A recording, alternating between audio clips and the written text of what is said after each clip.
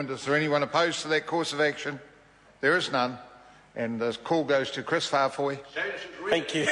very much, Mr Speaker, the pleasure to take a call on this Ombudsman Cost Recovery Amendment Bill. And it's also a pleasure to follow Mr Okenvold, as it always is, a member who I could be charitable and usually say he usually has good judgment, but in this case he has misjudged the importance of this bill, and he has misjudged the importance of this bill and the impact that it will have.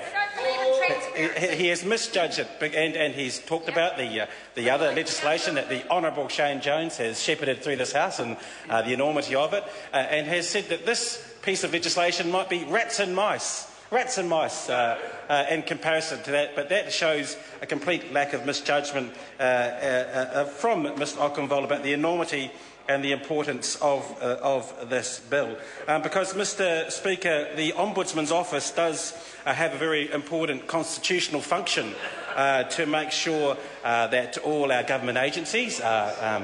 acting as to the laws that are passed in this House and its own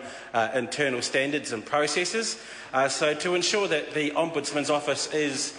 correctly resourced is a very important constitutional function of this government, and to make sure that it is funded properly is also a very important function of this Parliament and of the government. And as the Honourable Shane Jones, the sponsor of this bill, has said in the 2011 financial review of the Office of the Ombudsman, the Chief Ombudsman stated that the office was in crisis due to its high caseload and its inability to meet its demands. So this bill has travelled to this stage via a member's bill in order to try and rectify the issue that was highlighted in that 2011 financial review, where it said the office was in crisis, to make sure that the office is properly resourced so it can carry out its very important constitutional functions, Mr Speaker. Those government departments, those bureaucrats that the Honourable Shane Jones was alluding to earlier on in his speech, have to be investigated properly when members of the public, or maybe media, the Fourth Estate, feel that they have not had due process followed. And I know that as a former member of the Fourth Estate, when you got an OIA back, declined, and you didn't feel that that it was being processed in a fair manner, then it was off to the Ombudsman's office to try and make sure that that information that you thought you were rightfully trying to get your hands on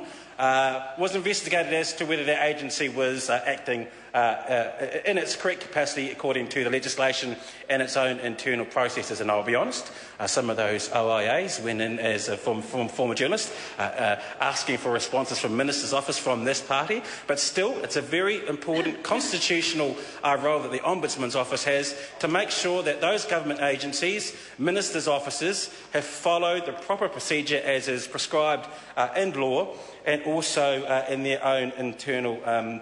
internal processes. And Mr Speaker, just last week I had a constituent contact me who had come to the end of their tether with a government agency. They had spent a couple of years dealing with this agency, and they had felt they had come to the end of the process that they could with that agency. I won't name it, but the advice that I gave to that constituent was that the Ombudsman was the only fair and reasonable place left for them to go. But I did caution them, Mr Speaker, I did caution them that if they did decide to go down that road, it could be some considerable time before they got a response. And that is not and I say that because out of experience we know on this side of the House that we have put forward requests under the Official Information Act, and there has been attempts to, I think I'll use a word that John Banks has used, to try and gerrymander the process in order to delay the release of that information, or to not release that information at all. And I think that's we need to make sure that the Ombudsman's office is resourced properly, and that's what this bill tries to do, in order for them to recover some costs from some of these agencies. So that very important constitutional role of the Ombudsman's office can be carried out in order for the average Joe citizen, for members of Parliament, for agencies dealing with government agencies, and of course the fourth estate, to try and make sure that those legislative roles are adhered to. Jamie Lee Ross. Mr. Speaker, given the shortness of this bill, I'm going to give an